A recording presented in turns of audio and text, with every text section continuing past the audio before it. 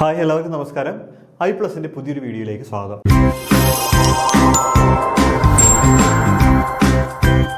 അപ്പോൾ നമ്മൾ ഇന്നത്തെ ഈ സെഷനിൽ ഡിസ്കസ് ചെയ്യുന്നത് അസിസ്റ്റന്റ് പ്രൊഫസർ ഇൻ ഫിസിക്സ് അതിൻ്റെ സിലബസ് അനാലിസിസും അതോടൊപ്പം തന്നെ ഈ സിലബസിൻ്റെ ബേസിസിൽ മുൻ വർഷം വന്ന പരീക്ഷാ ക്വസ്റ്റ്യൻ പേപ്പറിൻ്റെ ഒരു പാറ്റേൺ, അതായത് നമ്മൾ നോർമലി പഠിക്കുന്ന പോലെയുള്ള MCQ അല്ല, ഡിസ്ക്രിപ്റ്റീവ് ടൈപ്പ് ആയിരുന്നു ചോദ്യങ്ങൾ വന്നിരുന്നത്. അപ്പോൾ നമുക്ക് ആ രീതിയിലുള്ള ചോദ്യങ്ങൾ എങ്ങനെയൊക്കെയാണ് ചോദിച്ചത്, എങ്ങനെ പഠിക്കണം, ഈ കാര്യങ്ങളൊക്കെയാണ് നമ്മൾ ഇന്നലെ ഡിസ്കസ് ചെയ്യുന്നത്. നമുക്ക് നേരെ സിലബസിലേക്ക് പോകാം. അപ്പോൾ പ്രധാനമായിട്ടും അസിസ്റ്റന്റ് പ്രൊഫസർ ഫിസിക്സ് എന്ന് പറയുന്ന പരീക്ഷയ്ക്ക് 10 യൂണിറ്റുകളാണ് നമുക്ക് പഠിക്കാനുള്ളത്. എത്ര യൂണിറ്റാണ്? 10 യൂണിറ്റുകൾ പഠിക്കാനുണ്ട്. ഡിഫറെൻറ്റ് സെഷൻസ് ആണ്.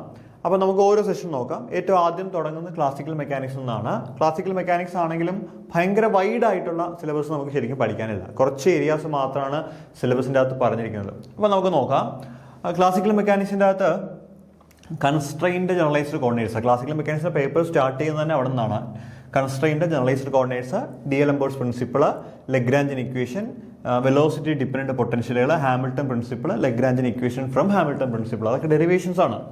പിന്നെ കെപ്ലർ പ്രോബ്ലം ഉണ്ട്, ഹാമിൽട്ടൺ ജക്കോബി ഇക്വേഷൻസ് ഉണ്ട്, ഹാമിൽട്ടൺ പ്രിൻസിപ്പിൾ ഉണ്ട്, അതിൻ്റെ ക്യാരക്ടറിസ്റ്റിക് ഫംഗ്ഷൻ ഉണ്ട്, Hamilton Jacobi equation for non linear harmonic oscillator, Euler ആംഗിളുകൾ. അതായത് ശരിക്കും പറഞ്ഞു കഴിഞ്ഞാൽ ക്ലാസിക്കൽ മെക്കാനിക്സിൻ്റെ ഇൻട്രൊഡക്ടറി സെക്ഷൻ ഉണ്ട്, അതുപോലെ തന്നെ ഹാമിൽട്ടനും ലഗ്രാഞ്ചിനും ഉണ്ട്.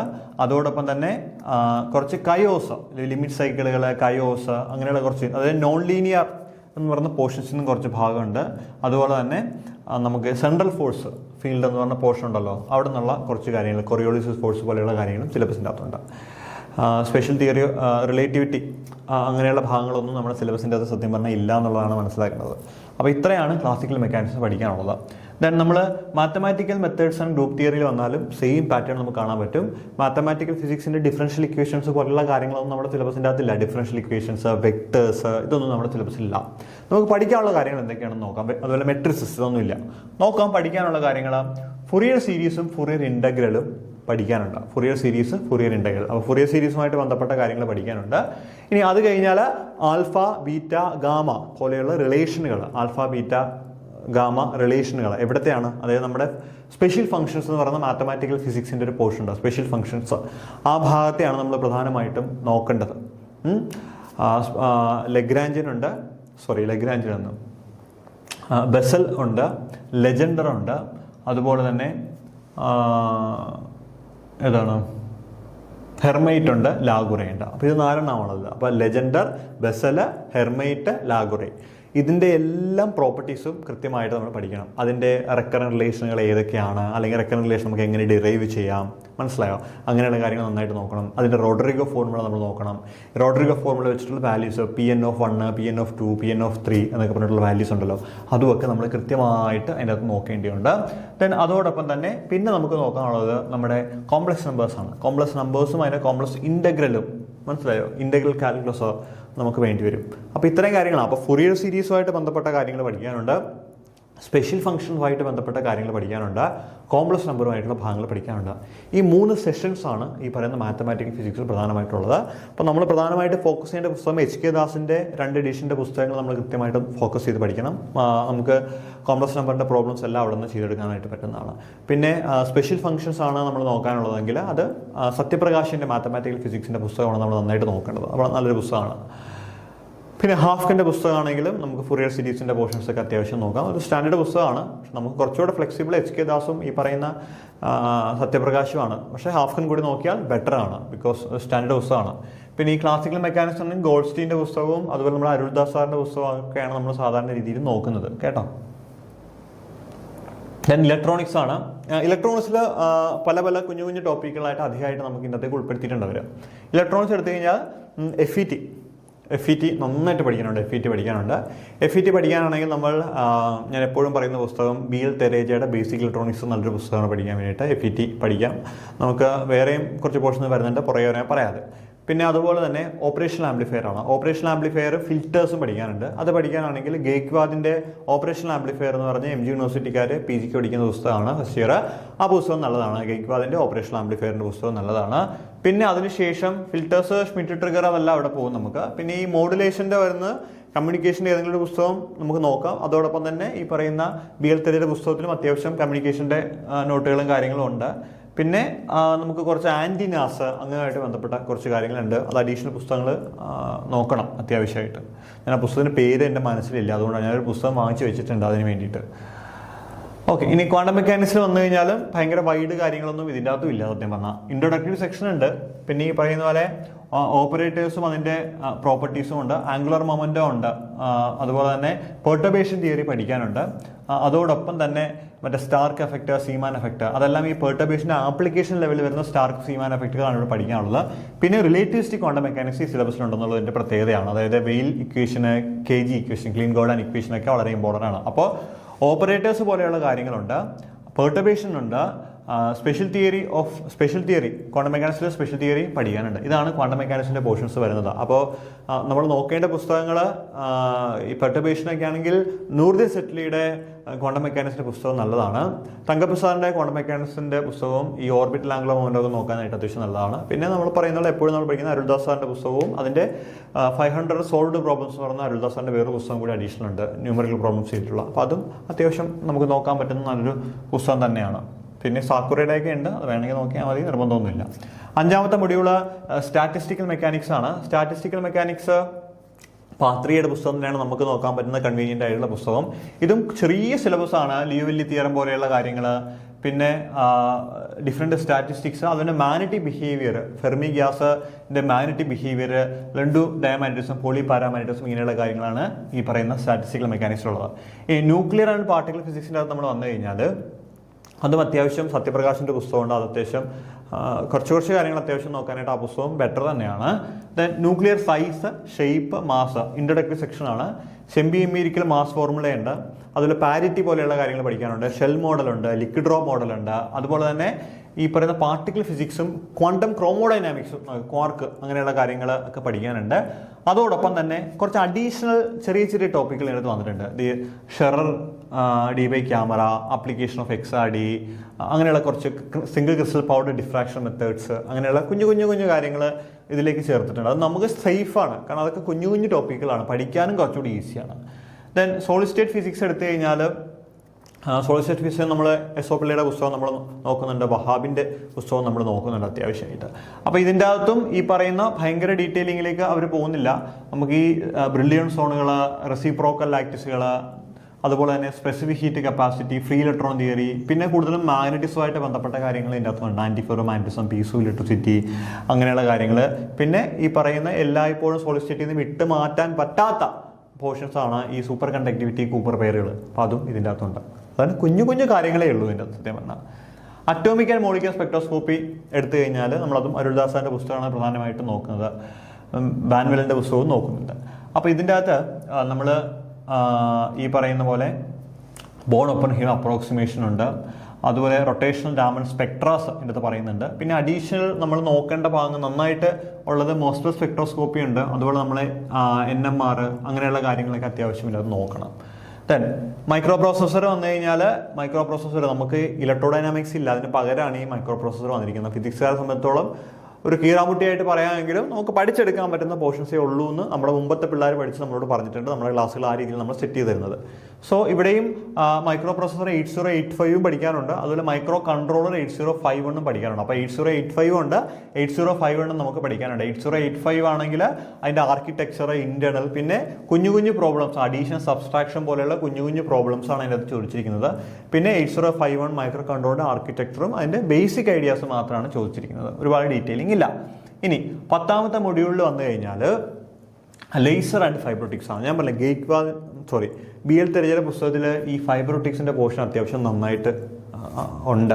അപ്പോൾ നമുക്ക് ഈ പറയുന്ന ലേസറിൻ്റെ ആണെങ്കിൽ Einstein coefficient, Q switching, mode locking, different type of lasers, dye laser, CO2 laser, 4 level lasers എല്ലാം പഠിക്കാനുണ്ട്. പിന്നെ ഒപ്റ്റിക് ഫൈബറിൻ്റെ ലോസും അതിൻ്റെ പ്രോപ്പർട്ടീസും, ന്യൂമറിക്കൽ അപ്പർച്ചർ, ഇങ്ങനെയുള്ള കാര്യങ്ങളാണ്. ഇതൊക്കെ സിമ്പിളായിട്ടുള്ള കാര്യങ്ങളാണ്. ഈ ഫൈബർ ഒപ്റ്റിക്സിനെ സംബന്ധിച്ചിടത്തോളം നമ്മൾ ഈ മറ്റേ ഞാൻ പറഞ്ഞ പുസ്തകം ബേസിക് ഇലക്ട്രോണിക്സ് ബൈ BL തെരഞ്ഞെടുത്ത പുസ്തകം തന്നെ സഫീഷ്യൻ്റ് ആണ്. ഓക്കെ, നല്ലൊരു പുസ്തകമാണത്. അപ്പോൾ അത്രയും പോർഷൻസാണ് ഇതിൻ്റെ അകത്ത് വരുന്നത്. ഓക്കെ, അപ്പോൾ ഇതാണ് നമ്മുടെ സിലബസ്, ഇതാണ് നമ്മുടെ സിലബസ്. അപ്പോൾ ഇത് വെച്ച് വേണം നമ്മൾ സത്യം പറഞ്ഞാൽ ഇതിനു വേണ്ടി നന്നായിട്ട് പ്രിപ്പയർ ചെയ്യാൻ വേണ്ടിയിട്ട്. അപ്പോൾ ഇനി നിങ്ങൾക്ക് ഞാൻ മുൻ വർഷം ചോദിച്ചിരിക്കുന്ന ചോദ്യം, യെസ്, യെസ്, ഇതാണ് ചോദ്യം. മാക്സിമം മാർക്ക് 100 മാർക്കാണ് മാക്സിമം മാർക്കായിട്ട് പറയുന്നത്. ദെൻ ഇതിൻ്റെ അകത്ത് 24 ചോദ്യങ്ങളുണ്ട്. 2 മണിക്കൂറാണ് പരീക്ഷയുടെ സമയം. ഓർക്കുക, ഡിസ്ക്രിപ്റ്റീവ് ടൈപ്പാണ്. ഓരോ ചോദ്യങ്ങളുടെയും മാർക്ക് റൈറ്റ് സൈഡിൽ മാർക്ക് ചെയ്തിട്ടുണ്ട്. അപ്പോൾ നമുക്കൊന്ന് നോക്കാം എന്തൊക്കെയാണ്. സത്യം പറഞ്ഞാൽ നിങ്ങൾക്ക് കണ്ട വളരെ ഈസി ആയിട്ടുള്ള ചോദ്യങ്ങളാണ് സത്യം പറഞ്ഞാൽ ചോദിച്ചിരിക്കുന്നത്. ഡിസ്ക്രിപ്റ്റീവ് ആയതുകൊണ്ട് നല്ലതായിട്ടൊക്കെ എഴുതാം. നോക്കാം. What are the difference between photo diode and P N junction solar cell? What is the difference between photo diode and P N junction and solar cell? കണ്ടോ? Define acceptance angle and numerical aperture of the optic fibre. Acceptance angle alpha max, numerical aperture N A, നമ്മൾ √(n1² - n2² എന്നൊക്കെ പറഞ്ഞ് എഴുതാറില്ലേ? 3 mark. State d'Alembert's principle. കണ്ടോ? സിലബസിലുള്ള അതേ സാധനം തന്നെ ഡി-എൽഎംബേർട്സ് പ്രിൻസിപ്പിൾ സ്റ്റേറ്റ് ചെയ്യുക. അടുത്ത എന്താണ്? Define gyro magnetic ratio, state the relationship corresponding to mu s and S of the electron. സ്പിന്നുമായിട്ട് ബന്ധപ്പെടുത്തി, മൊമെന്റുമായിട്ട് ബന്ധപ്പെടുത്തി എഴുതണം. Discuss the entropy of mixing and Gibbs paradox of ideal gas.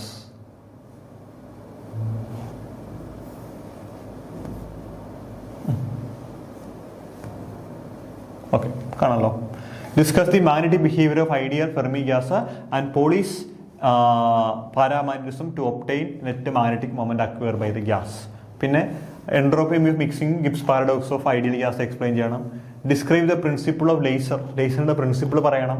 Explain how population inverse achieved by laser. ഒരു laser population inverse എങ്ങനെയാണ് സാധിക്കുന്നതെന്ന് പറയണം.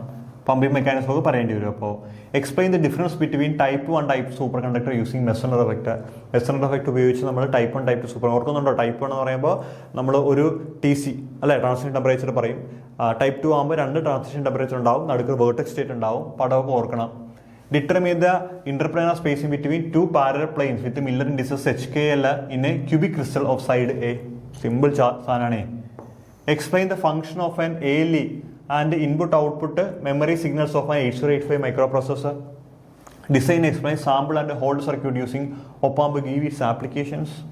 Okay, pinanda the motion of a particle of mass m in one dimension is described as the Hamiltonian p² by 2m plus half m omega square x square plus lambda x. What is the difference between quantized energy of the first 2 levels? Then a particle in an infinite square wave potential തന്നിട്ടുണ്ട്. Wave function തന്നിട്ടുണ്ട്. എക്സെപ്റ്റേഷൻ value കണ്ടുപിടിക്കാനാണ് അതിനോട് പറഞ്ഞിരിക്കുന്നത്. എക്സെപ്റ്റേഷൻ value കണ്ടുപിടിക്കാൻ 4 മാർക്കാണ് ആ ചോദ്യത്തിന്. അടുത്ത ചോദ്യം നോക്കൂ. P-യും Q എന്ന് പറഞ്ഞ കാനോണിക്കൽ വേരിയബിൾ ആണ്. Check whether the following transformation is canonical or not. QP നമുക്ക് Qയും P എന്ന് പറഞ്ഞിട്ടുണ്ട്. അപ്പോൾ QP of QP is equal to ഡോ Q ബൈ ഡോ Q ഇൻറ്റു ഡോ P ബൈ ഡോ P മൈനസ് ഡോ Q ബൈ ഡോ P ഇൻറ്റു ഡോ P ബൈ ഡോ Q ചെയ്യുമ്പോൾ 1 കിട്ടുമെങ്കിൽ കാനോണിക്കൽ ആണ് എന്നൊക്കെ നമ്മൾ പറയാറില്ലേ? അത് ചെക്ക് ചെയ്യണം. കണ്ടോ? 4 മാർക്കാണേ. അടുത്ത എന്താ? Find the value of A and B for the force F is equal to AXY plus Z cube I cap plus X square J plus BX Z square in conservative system. Fourier transform തന്നിട്ടുണ്ട്. ഈ value calculate ചെയ്യാനാണ് പറയുന്നത്. കണ്ടോ? Then അടുത്ത ചോദ്യം 5 മാർക്കിനുള്ള ചോദ്യമാണേ. Briefly explain semi empirical mass formula. അല്ലേ? നമ്മൾ binding energy is equal to A1 A minus A2 A raised to 2/3 minus equation അല്ലേ? Volume energy, surface asymmetric energy, pairing energy എന്ന് പറഞ്ഞാൽ പഠിക്കാറില്ലേ? അതാണ് നമ്മളിവിടെ എഴുതേണ്ടത്. Then according to the shell model what spin and parity should be expected for the ground state of the following nuclei. നമ്മൾ shell model പഠിക്കുന്ന സമയത്ത് 2p1/3 2p1/4 എന്നൊക്കെ പറഞ്ഞിട്ട് അതിൻ്റെ സ്പിന്ന്, പാരിറ്റി അല്ലേ, ഗ്രൗണ്ട് സ്റ്റേറ്റ് ഇതെല്ലാം നമ്മൾ കണ്ടുപിടിക്കാറുണ്ട്. സോ അത് 3 എലമെൻറ്റിൻ്റെ കണ്ടുപിടിക്കാനാണ് പറഞ്ഞിരിക്കുന്നത്. സിമ്പിൾ കാര്യമാണ് ഷെൽ മോഡൽ അറിയാമെങ്കിൽ. ഈ ഒരു circuit of differential amplifier and one op-amp and derive the formula for its voltage gain. Differential amplifier using op-amp വരയ്ക്കാനാണ്, അതിൻ്റെ വോൾട്ടേജ് ഗെയിൻ്റെ ഇക്വേഷൻ ഡിറൈവ് ചെയ്യാനാണ്. Explain the principle of MOSFET spectroscopy based on recoilless emission and absorption. Simple കാര്യമാണ്. Explain the different data transformation schemes of Intel 8085 microprocessor. ഒരു scheme തന്നെയുണ്ട് നമുക്ക് പഠിക്കാനായിട്ട്. Then ഇത് Cauchy integral theorem അനുസരിച്ചിട്ട് ഇത് റിസോൾവ് ചെയ്യാനാണ്. വളരെ ഈസി ആയിട്ടുള്ള ചോദ്യമാണ് ഈ റെസൊല്യൂഷൻ എന്ന് പറയുന്നത്. Then find the value of integral 0 to 1 x j1 of x whole square dx and j1 of x is Bessel function. ഈ വാല്യൂ കണ്ടുപിടിക്കാനാണ് പറഞ്ഞത്. നമുക്ക് j1 of x ന്റെ വാല്യൂ കൃത്യം അറിയാം. അതിന്റെ സ്ക്വയർ ചെയ്തിട്ട് ജസ്റ്റ് ഇന്റഗ്രേറ്റ് ചെയ്ത് കഴിഞ്ഞാൽ you will get the value of j1 of x. Then നമുക്കൊരു പോളിനോമിയൽ തന്നിട്ടുണ്ട്. Right the linear combination of Legendre polynomial find the value of C naught. ഇതും ഈസി ആയിട്ടുള്ള ചോദ്യമാണ്. നിങ്ങൾ പഠിച്ചിട്ടുണ്ടെങ്കിലേ പറയാൻ പറ്റുള്ളൂ. അതുകൊണ്ട് ഞാൻ അങ്ങ് വിട്ട് പോകുന്നത് കേട്ടോ. അപ്പോൾ ഇങ്ങനെയുള്ള ചോദ്യങ്ങളാണ് പരീക്ഷയ്ക്ക് ചോദിക്കുന്നത്. അപ്പോൾ ഈ ചോദ്യങ്ങളൊക്കെ നല്ല ഭംഗിയായിട്ട് നമ്മൾ നന്നായിട്ട് പഠിച്ചാൽ മാത്രം പോരാ, നന്നായിട്ട് ക്വസ്റ്റ്യൻ പേപ്പർ വായിച്ചാൽ മാത്രം പോരാ, നന്നായിട്ട് എഴുതാനും പഠിക്കണം. നല്ല ഭംഗിയായിട്ട് ഒരു കൃത്യസ്ഥലം തരുള്ളൂ. ആവശ്യമില്ലാതെ ചവറോട് എഴുതാൻ സ്ഥലം ഉണ്ടാവില്ല ബുക്ക്ലെറ്റിൽ. ആ കൃത്യസ്ഥലത്ത് നിങ്ങൾ ഉത്തരം എഴുതിയിട്ടുണ്ടാവണം. അപ്പോൾ അത് കുറഞ്ഞ സ്ഥലത്ത് ഏറ്റവും ഭംഗിയായിട്ടും വൃത്തിയായിട്ടും അവർ പറയുന്ന അത്രയും ഇതിൽ രീതിയിൽ എഴുതി കഴിഞ്ഞാൽ മാത്രമേ നമുക്ക് നല്ല രീതിയിൽ സ്കോർ ചെയ്യാനായിട്ട് പറ്റുള്ളൂ. അപ്പോൾ അതാണ്. അപ്പോൾ നന്നായിട്ട് എഴുതുക, നന്നായിട്ട് പഠിക്കുക, ഇതെല്ലാം വേണം. ഹാൻഡ് റൈറ്റിംഗ് ഒക്കെ നന്നായിട്ട് എഴുതി കഴിഞ്ഞാൽ കണ്ടന്റ് നന്നായിട്ടുണ്ടെങ്കിൽ നമുക്ക് പേടിക്കാണെന്നുള്ളത് നന്നായിട്ട് എഴുതാം. മറ്റേതുപോലെ എക്സാക്ട് ആൻസറിലേക്കുള്ള വരുന്നത് കൃത്യമായിട്ട് പഠിച്ച് നല്ല നോട്ട് ഉണ്ടാക്കി പ്രിപ്പയർ ചെയ്ത് കഴിഞ്ഞാൽ എപ്പോഴും അടുത്ത റാങ്കിൽ എത്താനായിട്ട് പറ്റും. നമ്മളിപ്പോൾ ഒഴിവുണ്ടോ ഒഴിവില്ലയോ അല്ലെങ്കിൽ അതാണോ ഇതാണോ അങ്ങനെയൊന്നും നോക്കണ്ട. നമ്മൾ ഏറ്റവും ഭംഗിയായിട്ട് നമുക്ക് അവസരം കിട്ടിക്കഴിഞ്ഞാൽ അവസരം എങ്ങനെ യൂട്ടിലൈസ് ചെയ്യാം എന്നുള്ളതാണ് നമ്മൾ നോക്കേണ്ടത്. അപ്പോൾ ഏറ്റവും ഭംഗിയായിട്ട് ഏറ്റവും വൃത്തിയായിട്ട് നന്നായിട്ട് നിങ്ങൾ പഠിക്കാനായിട്ട് ശ്രമിക്കണം ഈ പരീക്ഷയ്ക്ക് വേണ്ടിയിട്ട്. അപ്പോൾ IPLUS ഓൾറെഡി കോഴ്സ് റണ്ണിങ് ഉണ്ട്. അപ്പോൾ നിങ്ങൾക്ക് താല്പര്യം ഉണ്ടെങ്കിൽ നമ്മുടെ കോഴ്സിൽ ജോയിൻ ചെയ്യാം. അപ്പോൾ എന്തായാലും നമുക്ക് കാണാം. Thank you.